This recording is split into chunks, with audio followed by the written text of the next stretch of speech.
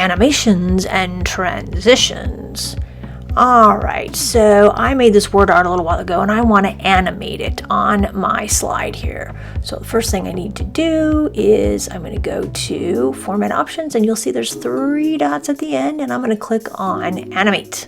Click on that, and now all of these animations are going to come forward, and I'm going to be able to choose any one of these that I want. So I'm going to choose this one right here. Okay, I can choose how long it's going to be. Okay, and all right, right about there. All right, let's take a look at what that looks like here. So I'm going to go ahead and push the play button just so I can see what it's going to look like. I'm going to click, and let's try it one more time. Here we go. Oh, there it is. Okay, so now I just kind of zoomed in a little bit. All right, that's awesome. Now, if I want to add another one, I can. And if I don't want those other animations, all I have to do is hit the little trash can to make it disappear.